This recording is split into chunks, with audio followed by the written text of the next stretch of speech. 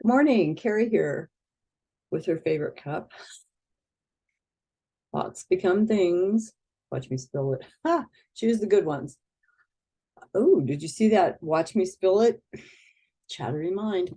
I've had several people ask me about how do I get rid of chattery mind? Because there's so many more of you that are new in the group. And so um, I'm trying to, it was so simple when there were just 50 of us and I could work literally with everybody one-on-one. Not so much right now, but I am still available to anybody who wants one-on-one. I would, and I'm not saying to sit there and analyze yourself and say, oh, well, I don't really have bad enough problems to get a one-on-one with Carrie. You probably do.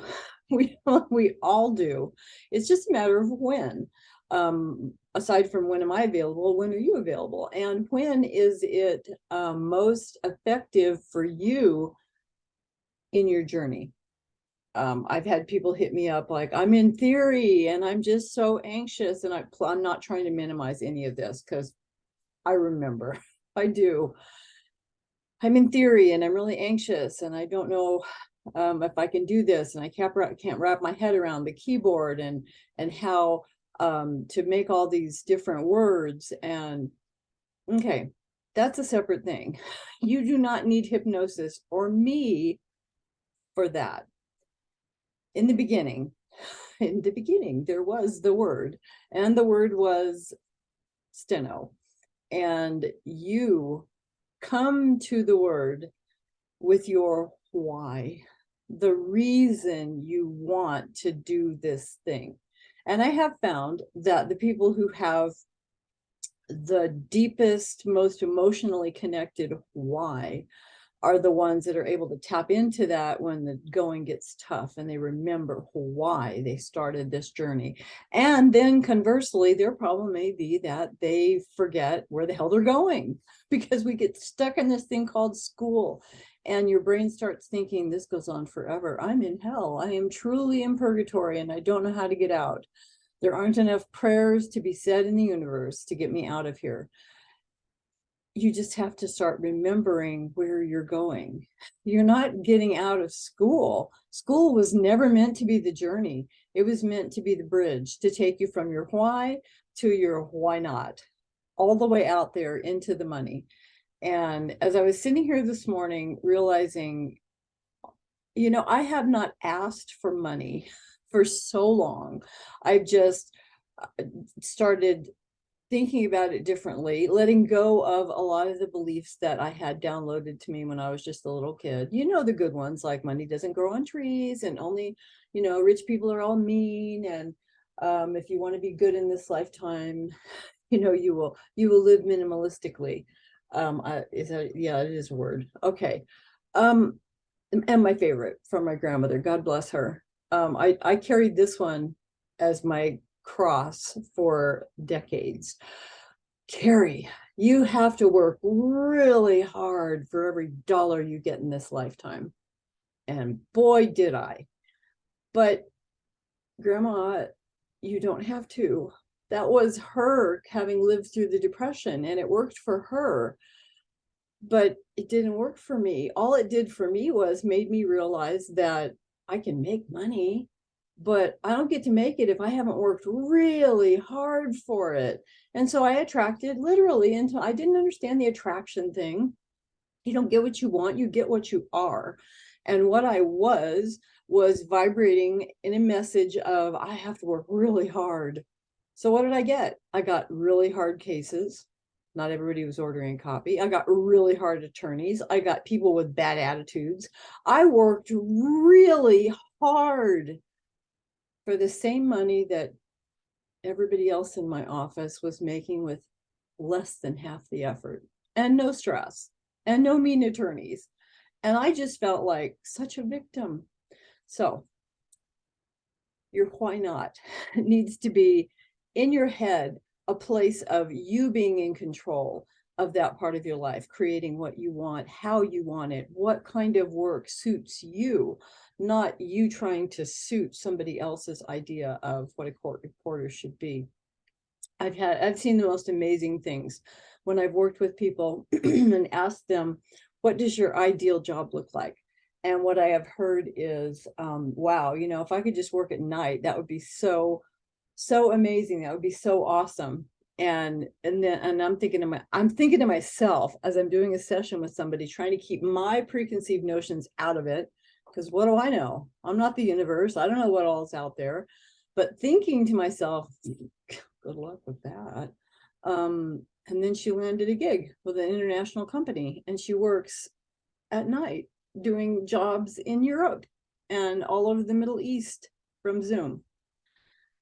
Anything is possible once you declare what it is that you want. Number two mistake I made was thinking that somehow I was waiting for the universe to tell me where to go next. I was waiting for the universe to tell me what my magic perfect job was, instead of, and I had somebody telling me, and that's why you're living in anxiety, Carrie. That's why your brain is it doesn't know where it's going.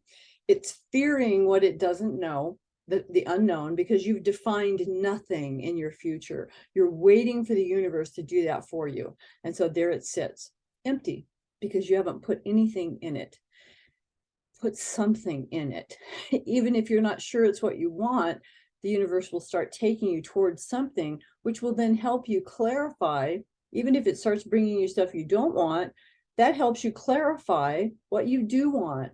It's what Abraham Hicks called the contrast. Life is full of contrast. It's like when you get something you don't want, you can definitely look at it and say, well, I don't want that. So take that off my list, reframe it in a positive way. What do I want? It helps me clarify and define what I do want. And what I want, everything I put over here, clearly is exactly what I'm going to get, because it's what I'm, damn it, vibrating with. And that's just the truth.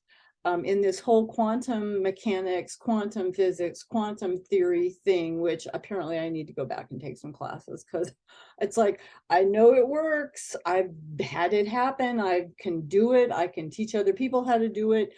And I understand I've got to get the resistance out of the way. What does the resistance? Well, the resistance means you're lowering your vibration. It's like we're all vibrating at a different rate.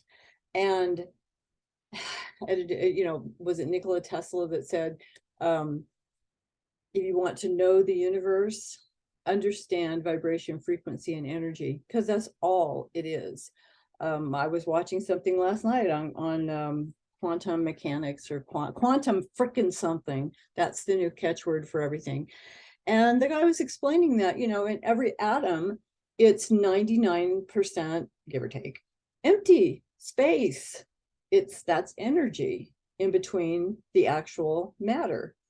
And so if that's the case, and we're made up entirely of atoms, then it would stand to reason that we are 99% energy, 1% matter in a 3D matter world. And we're trying to make things happen by deliberately manipulating matter to have matter change. And I don't know about you guys, have you ever had those moments where you just feel like you're up? Well, we do when we're testing, but we're up against something that's taking a lot of effort. I mean, for me last night, I was opening a jar and I'm sitting there going, like, what the hell? Why is everything so hard on this dense vibrational plane? It isn't always, but there's those moments when you realize and you recognize that you're in a body, transporting yourself through this lifetime in a material world, trying to make things happen.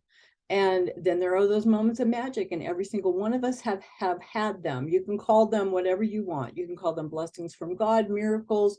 You can call them whatever you want. It doesn't matter. It's that moment when something changes.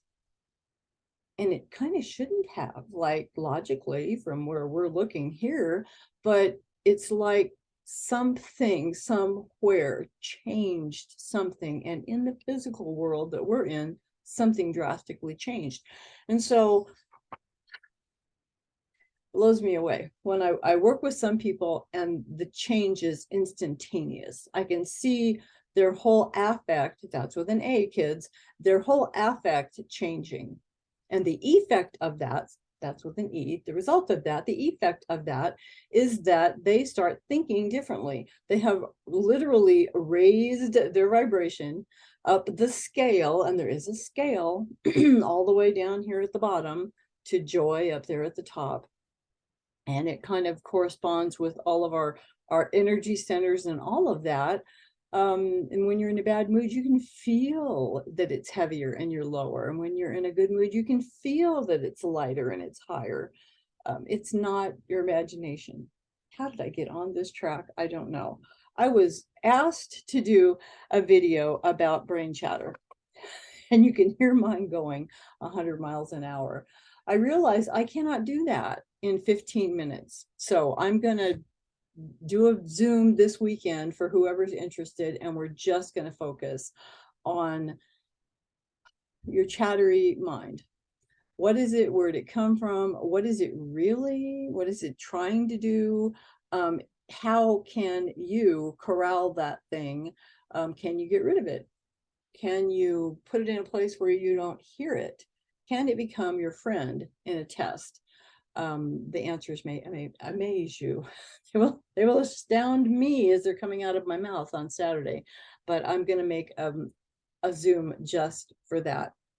If I get real creative, maybe I'll do a hypnosis at the end to kind of pull it all together and lock it in for you. I can't always promise that because it really depends on the group. Sometimes we're in a group and there's people in the group that just aren't, like, shall I say, vibrationally ready. I had some backlashes from last week's video. Change is still good, even if it feels really uncomfortable. And there were a couple of people who felt really uncomfortable after the session. And we worked on that. It just means stuff got brought to the surface that they weren't ready for. I should probably have put a deeper dive disclaimer on what we were going to be doing. And then for other people, it was like, yeah, well, that was nice. No, you know, none much changed. But you wait in the next week or two, in the next 21 days, because as things sink in to your subconscious and everything starts kind of gelling together, things start changing. That's what I sit back and watch the magic when it happens, or when somebody says, oh my God, I just passed their next goal. And I go pull up their little chart and it's like, 5 weeks, 8 weeks. Never seen it happen longer than 8 weeks.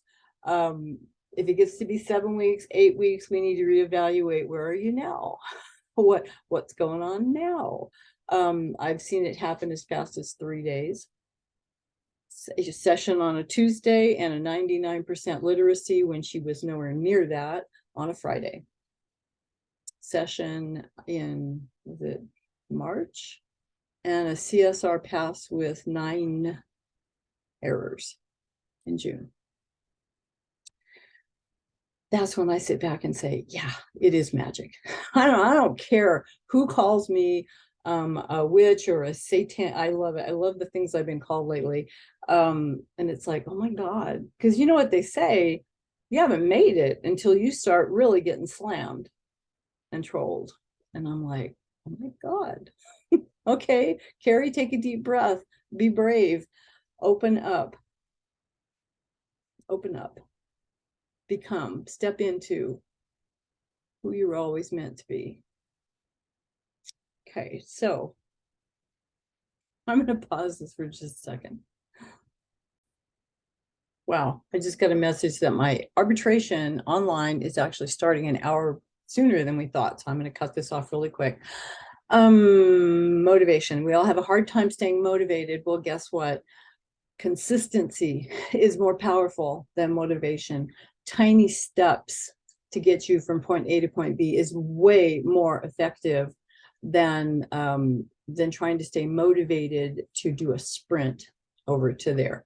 And sometimes you will make faster progress than you think because you're pacing yourself. You are going at the speed of trust. You are going forward into the unknown at a pace at which all parts of you can get on board and say, this isn't so bad. This isn't so scary. This is going to be okay. I can actually maybe not see me doing that yet, but I can see somebody else doing that. And it's almost like vicariously shopping, watching somebody else shopping and going, oh no, you don't want that. No, put that back. This is a better price. You're not in it, but you're able to enjoy the process until you want to jump in and do it. And that's all we're trying to do, getting you out of school and into your first paycheck, and feeling how nice that fits, how good that feels when you're in your first paycheck and knowing that you did that. And I was actually just, I'll leave you with this happy note because I don't really like doing arbitrations. I got really spoiled doing depositions.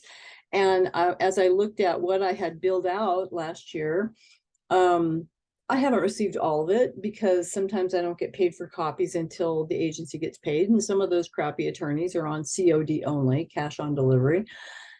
And so I won't see a little bit of that for a while, but I still have 2 jobs from the end of December that aren't even in this list yet.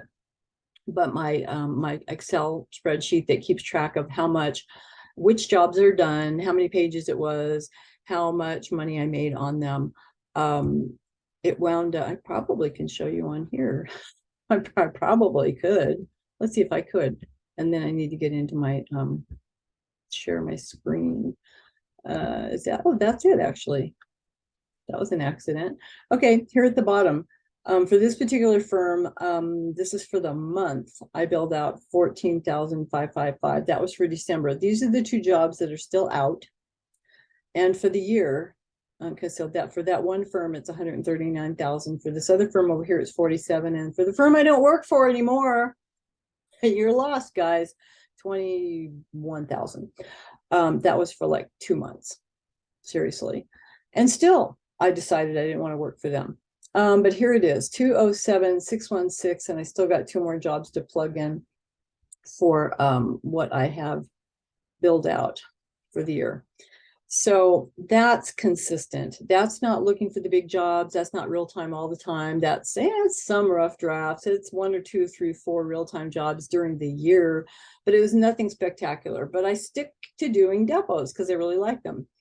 But yesterday I did an arbitration. We were supposed to start at 10:30. We did not start until 11.